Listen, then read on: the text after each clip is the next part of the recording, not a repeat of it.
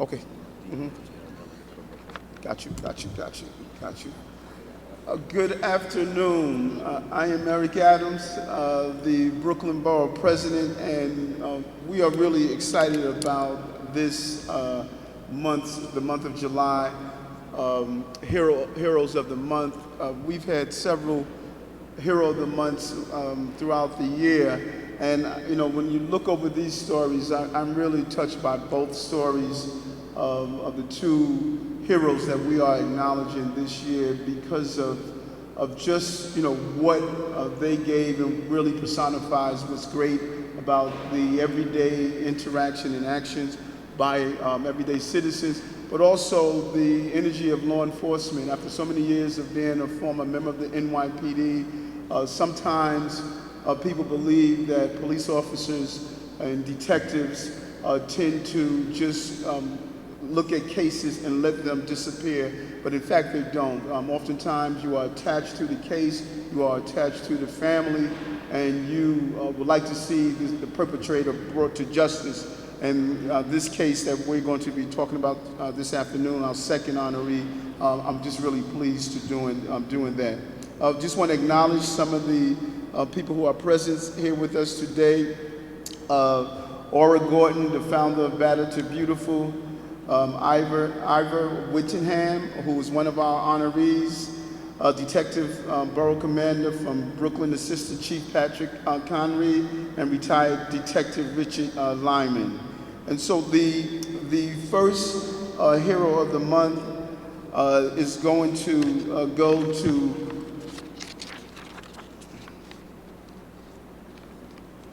one moment so we get it together. Is going to go to Ivor Whittingham. Yes. Come forward. Hold on. I just want to give a quick scenario.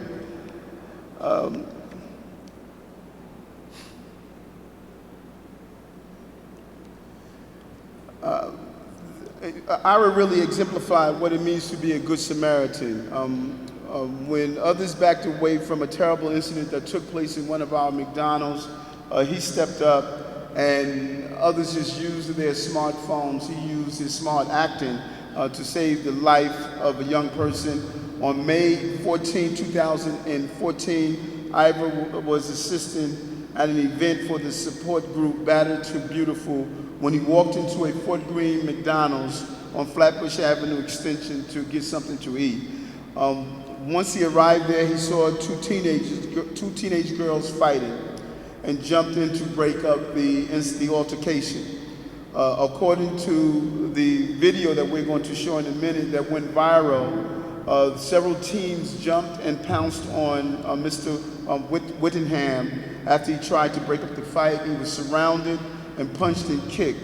When he tried to intervene a second time, the teams jumped him again and actually used vulgar language and called out repeatedly to kill him, but it didn't stop him from being persistent and trying to ensure the fight is going to start. We're going to show a video here of what took place at that McDonald's, and we want to let you know there's pretty graphic images, but we think it's important to show it to give essence to what happened that day.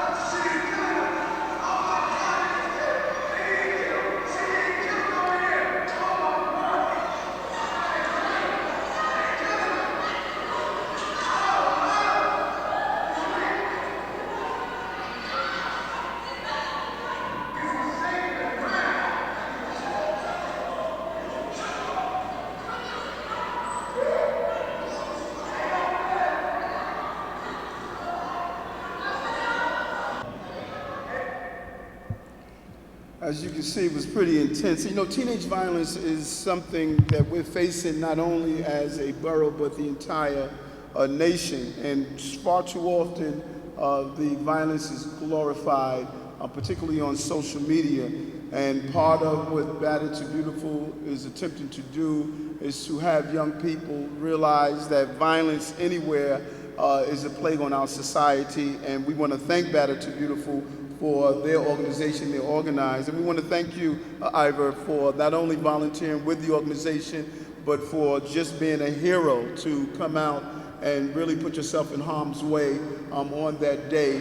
Our young people should not be using McDonald's as a social gathering place. We need to do more to ensure that they can have a safe space to develop their full personhood and develop to be adults and responsible adults. And so we want to give you this proclamation.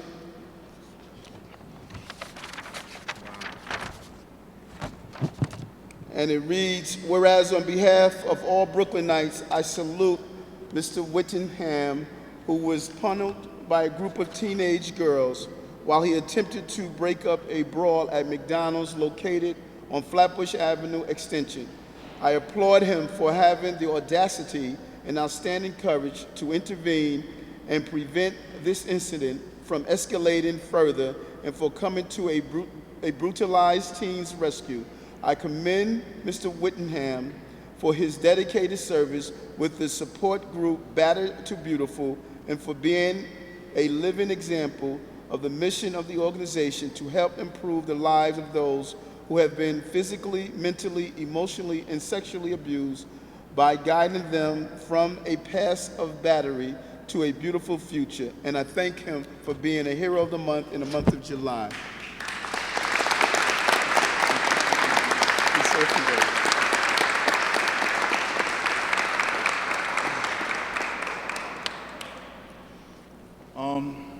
I thank everybody for being here.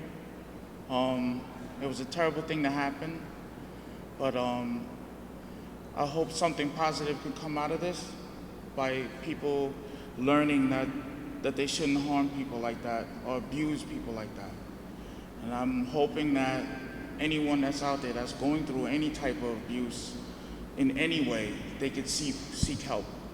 You know, there's an organization, Battered to Beautiful.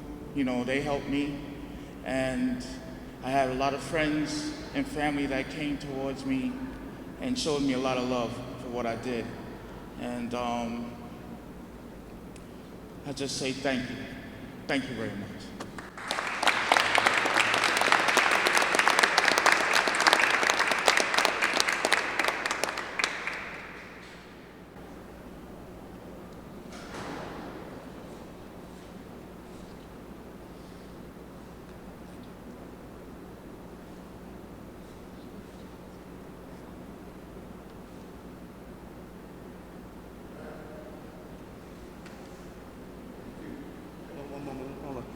And we have a rep here from, hold on for one moment. We have a rep here from Battered to Beautiful, and I would love for Ms. Gordon to come and say a few words.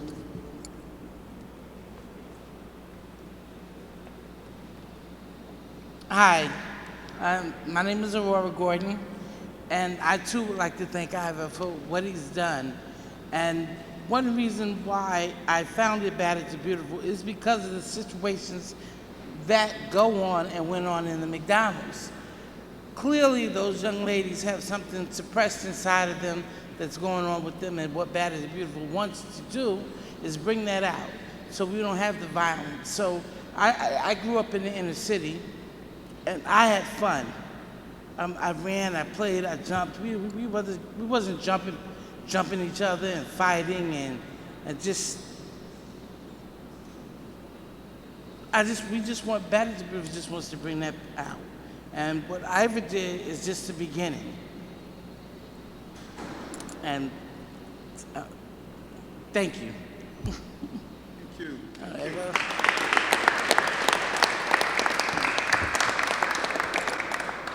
Thank you. We're also joined here by Detective Endowment Association Trustee of Brooklyn South, Joseph Calabrese, Detective Calabrese. And so our second honoree, which I read the story over and over again. It's an amazing story of just commitment and dedication of, how do you continue to investigate a case and never allowing the case become so cold that we become cold and callous of the family members who have to endure the pain of losing a loved one. The facts of the story, they are as follows.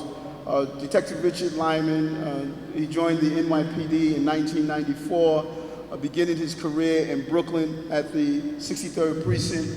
He stayed there for approximately 12 years, and in April of 2007, he joined the hostage negotiation team and was a member in that unit until his retirement. He joined the hostage negotiation team, was a member until his retirement in 2013 when he was assigned to the Brooklyn South Homicide Squad. The finest detectives are assigned to the Homicide Squad, so trust me, he was a good detective. In his career, he effected approximately 500 arrests. More than half of those were felony arrests. Retired Detective Lyman has been recognized by the 63rd Precinct Community Council numerous times for Cop of the Month, and most significantly in 1997 for Cop of the Year. Back in 2003, he was put on the case of the murder of Lamithia McCullum, a pregnant mom shot in the head in the bedroom of her Flatlands apartment that was discovered by her 8-year-old child. The detective had a picture of the victim and her 8-year-old daughter on his desk under his blotter for many years. He was committed to finding the person who was responsible for that. Although he had several cases in between, he never lost the pursuit of finding the person who was responsible for taking the young lady's life. Although Jones, who was Jefferson Jones, who was the father of the pregnant unborn child, was a suspect, there was not enough evidence to actually bring him to justice. But in 2012, Jones was arrested for a Queens home invasion. Jones had a Glock 9mm gun on his person. When the gun was tested, the lab realized that it was the same gun that was used in the shooting and the homicide of Lamithia, and they immediately contacted the detective who went out and interviewed the suspect in a penitentiary upstate. As soon as he walked into the room, the detective Lyman said, "Do you remember me?" Gotta love it. And he was able to connect the suspect to the crime and just the difficulty of that. You can only imagine how you can close the book on an ugly chapter in your life when the person who took the life of a family member is brought to justice. And so we cannot thank the detective enough for never giving up, never losing sight that there was a family out there that was grieving during the time of their loss. And what we often do, particularly those of us who are in law enforcement, when we see a victim of a horrendous crime like this, we immediately think of our families.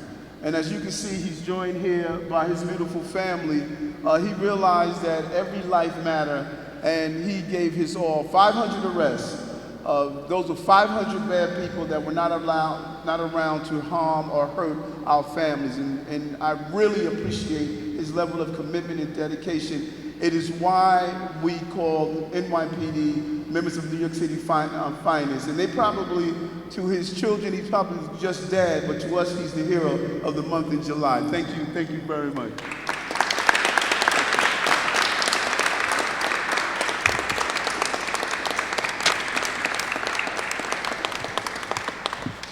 And it reads, whereas on behalf of all Brooklynites, I salute Detective Richard Lyman, a retired NYPD detective who never gave up on his first homicide case, as the killer was finally sentenced for the crime 12 years after it occurred.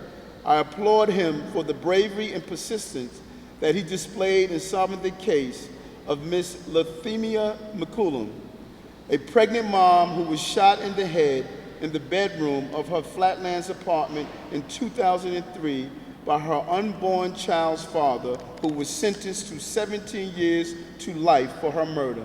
I commend him, Detective Lyman, for his diligence to serve the great people of the Borough of Brooklyn and all that he has done to make us a safe place. Thank you, Detective.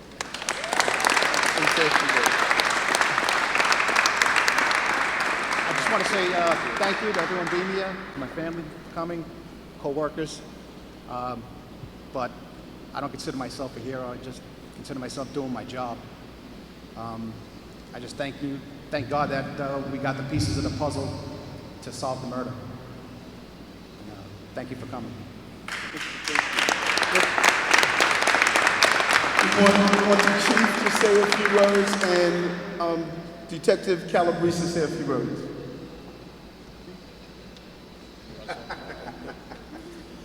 Hi, good afternoon. I'm Chief Conry. I'm the Chief of Brooklyn Detectives. First off, I'd like to say that Detective Lyman was being a little modest when he said he's not a hero. We may not recognize it every day and say things like hero to each other, but indeed you are a hero, and that's why you're here today. I'd like to thank the Borough President for recognizing the outstanding work that's done day in and day out by detectives at the Borough of Brooklyn, and indeed in the whole city of New York. But specifically in this case, Detective Richard Lyman took that case and stuck with it until he saw it through, and Brooklyn detectives are nothing if they're not resolute. So that's one of our mottos in Brooklyn. I'd also like to thank the Lyman family for sharing Detective Lyman with us through all those years. You have it full-time now, though. And last but not least, I'd like to thank our citizen hero here today. That incident that we just viewed could have been a lot worse if not for the intervention and the help of our citizens, our partners. And certainly it would have been a lot harder to arrest those responsible by the 8-8 squad if we didn't have the help of our citizen heroes. So partners all around today in this room. So thank you very much. Thank you, and thank you, Detective Lyman, and thank you. Thank you.